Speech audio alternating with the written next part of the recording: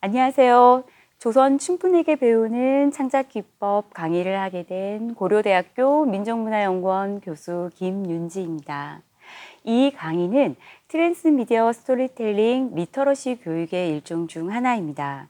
각종 다양한 미디어 매체, 이미지, 드라마, 영상, 게임 등을 활용하면서도 교수자가 전달하고자 하는 메시지와 강의의 목적을 일관성 있게 유지하는 방법이죠. 이 강의에서는 최대한 10% 재미있는 내용들을 중심으로 편안하게 이야기를 나눠보고자 합니다. 첫 번째 강의는 아는 만큼 보인다라는 주제로 학교에서는 배워본 적 없는 무용, 그리고 춤의 용어의 이야기들을 나누어 보고요. 한국이라는 지역적 공간 안에서 오랜 기간 동안 전승되어 온 춤을 일컫는 굉장히 넓고 깊은 범주의 의미를 담고 있는 용어인 한국 춤의 범위와 분류를 그림으로 설명해 보려고 합니다. 또한 조개 가면에서부터 탈춤에 이르기까지, 승의 무에서 승무에 이르기까지 한국 춤이 어떠한 과정으로 진화되어 왔는지에 대해서도 알아보겠습니다.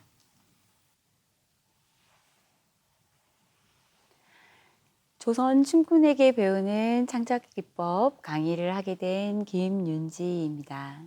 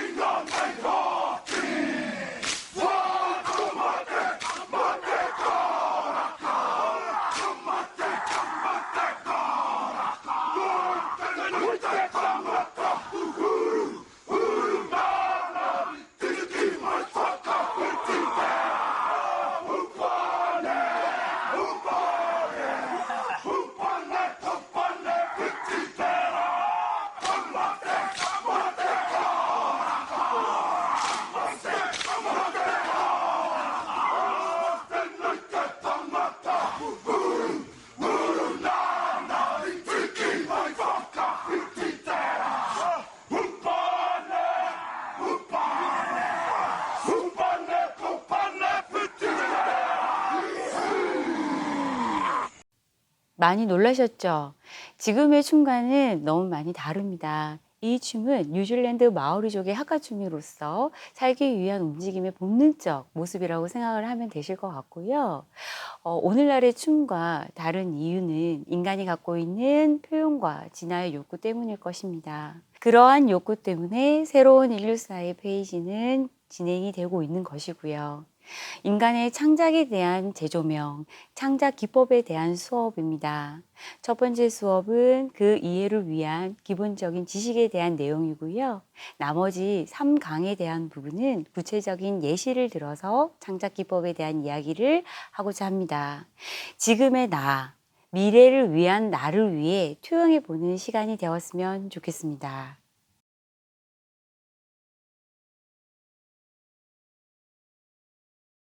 조선 춤꾼에게 배우는 창작기법 그 첫 번째 주제는 아는 만큼 보인다 여조삭비입니다. 새가 하늘을 날기 위해 날개짓을 한다는 뜻으로 배우기를 쉬지 않고 끊임없이 연습을 한다는 의미입니다. 이때 그 방향과 방법이 굉장히 중요하겠죠? 그것을 선택을 해서 노력을 하고 배운다면은 자기 분야의 이해와 통찰력이 생기고 마음껏 표현할 수가 있겠죠. 이건 나다운 자유로운 비상이 가능하다는 것입니다. 한국 예술사에서도 이러한 노력의 역동적 에너지의 표현 시기가 있었습니다. 바로 조선 후기인데요. 이때 춤 장작의 정신, 방식, 사례들을 나다운 삶의 디자인 방법으로 안내를 하고자 합니다. 더불어 미처 우리가 알지 못했던 부분에 대한 상기를 통해서 조선 후기의 무용적 예술은 고정된 오브제스로 보는 것이 아니라 인간의 상상, 표현, 진화에 살아있는 창작 콘텐츠로 바라보길 바랍니다. 이러한 새로운 접근, 새로운 관점, 새로운 이해의 강의를 시도한 고려대학교 교수학습개발원의 경의를 표하는 바입니다. 학교에서 배워본 적 없는 무용, 춤 용어의 이야기. 춤은 순수한 우리말입니다. 고대에서 근세에 이르기까지 문헌상에서는 한자 무로 기록이 되었습니다.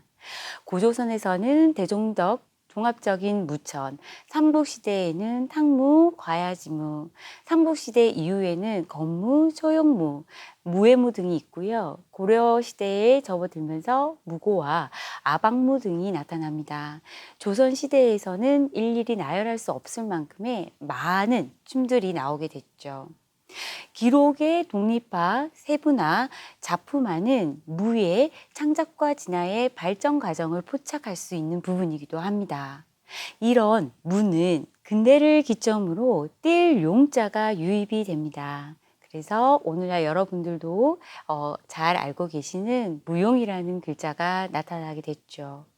이 글자는 교육적, 사회적, 예술적인 부분에서 공식적인 용어로 사용이 되고 있습니다. 이번 강의에서는 이 두 단어를 적절하게 혼용을 해서 사용해 보도록 하겠습니다. 문헌상 기록되어 있던 전통춤의 무는 진찬도 그리고 기생이 건물을 주는 춤에서 볼 수 있듯이 상체 중심의 춤입니다.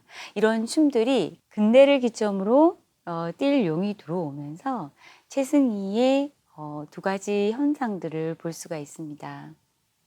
이런 춤들에 대한 분류와 범위를 좀 제시를 해보면요. 첫 번째 제일 큰 의미의 용어는 한국무용입니다. 또는 한국춤, 우리춤이라고도 하고 있죠. 그리고 이런 춤들은 전통춤과 신무용으로 나눌 수 있고요. 이런 춤들에 대한 분류는 궁중과 교방과 민속과 신무용, 창작으로 나눌 수 있습니다. 한국 무용은 한국이라는 지리적 조건 안에서 시간의 축적에 의해서 만들어진 춤으로서 가장 크고 넓은 의미이고요. 그 속에서 예술성과 학술성과 대표성을 지닌 춤을 전통춤이라고 하고 있습니다. 그리고 근대를 기점으로 들어온 새로운 시대의 춤이라는 용어에 신무용이 나타나게 되죠. 그리고 전통춤은 다시 세 가지로 분류될 수가 있습니다. 궁중과 교방과 민속입니다. 궁중은 최고 관기들이 궁과 왕을 위해서 추는 춤이고요. 교방은 지방 부속 기구에서 교육을 위한 또는 사객현을 위해서 추어지는 춤입니다. 민속춤은 민속과 세시와 관련돼 있는 열린 판의 춤이기도 하고 지금은 보여주는 춤까지 포용하는 의미라고 생각하시면 됩니다. 그리고 신무용은 좀 전에 제가 말씀을 드린 것처럼 그런 시대적 용어이고요.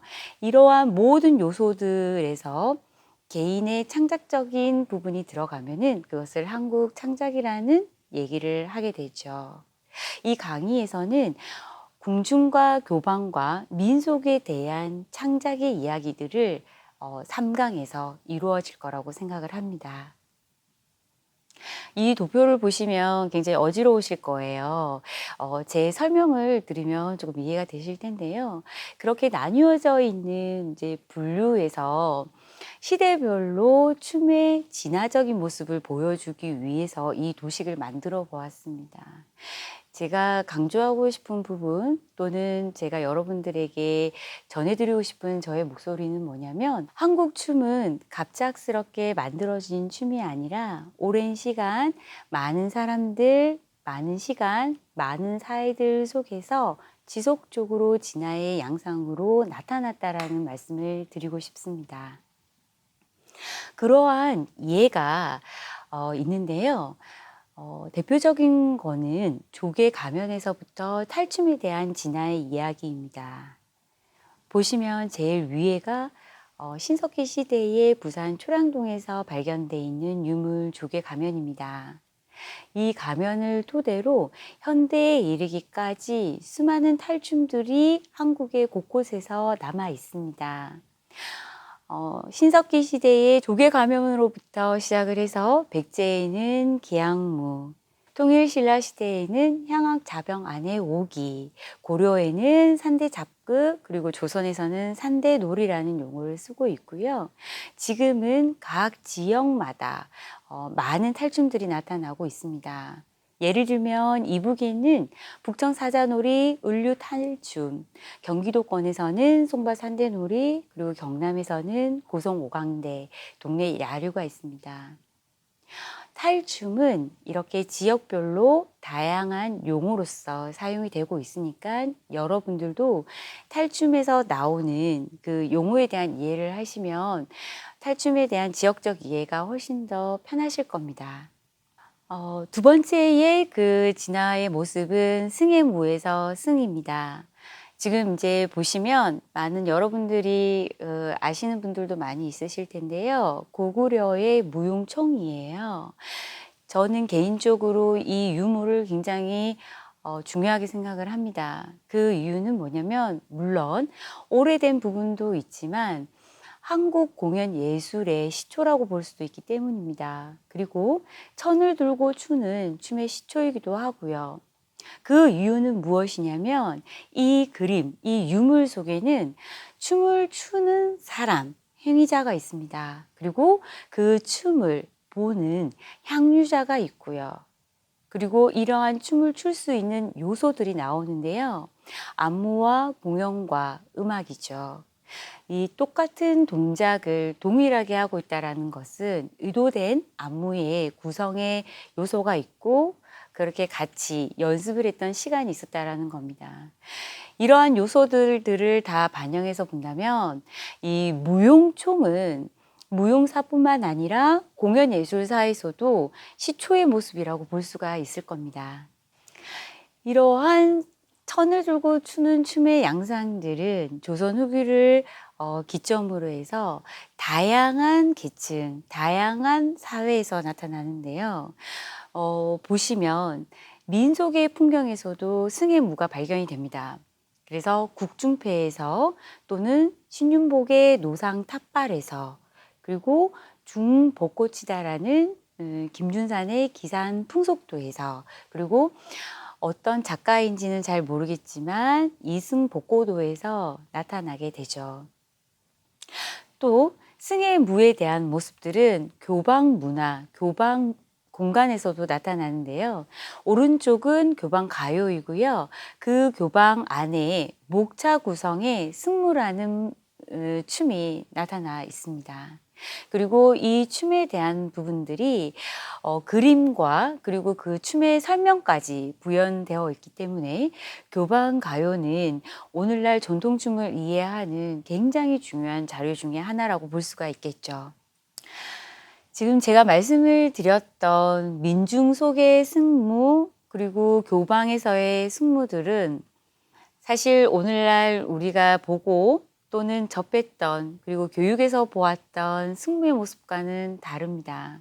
전통 사회로부터 나타난 이런 다양한 승의 무를 오늘날의 승무로 진화시킨 분이 조선 후기부터 근세에 이르기까지 춤추는 여성이라고 볼 수 있고요. 그런 흔적들을 사진에서 볼 수 있습니다.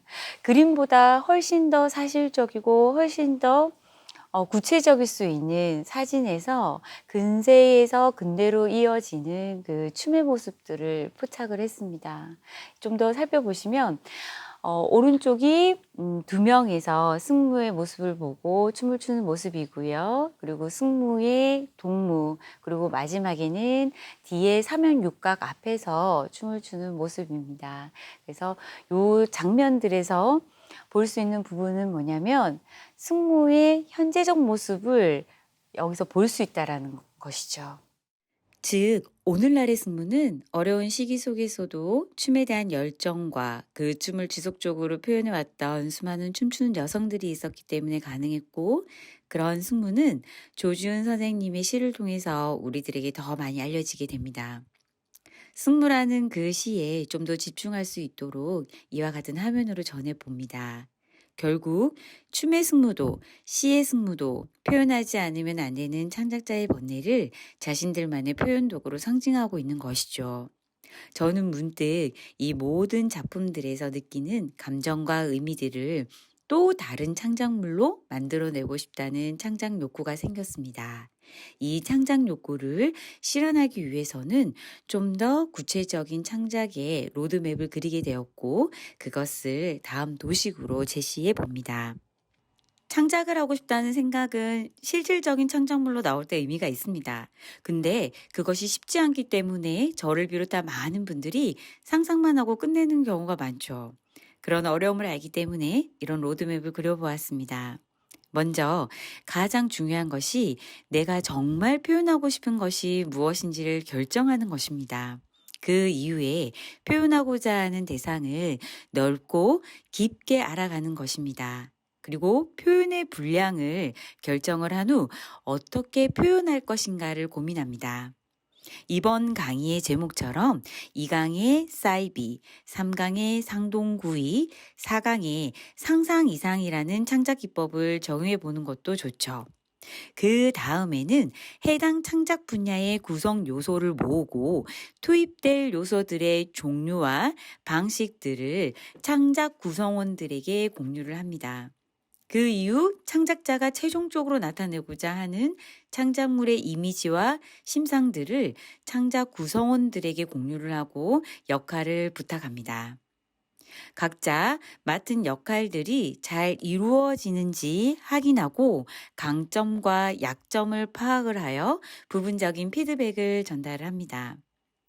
마지막으로 창작물의 종합적인 완성도를 최종적으로 검토를 하고 재수정 작업을 통해서 완성도를 계속 높이는 것이죠.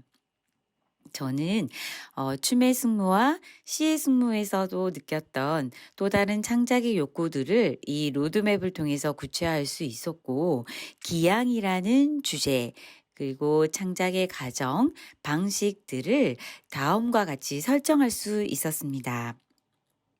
먼저 기양은 지니고 있는 재주를 표현하지 못할 때 느끼는 가려움증이며, 이 가려움증은 자신만의 도구로 표현할 때 잠시 가라앉을 뿐이라고 저는 생각을 합니다.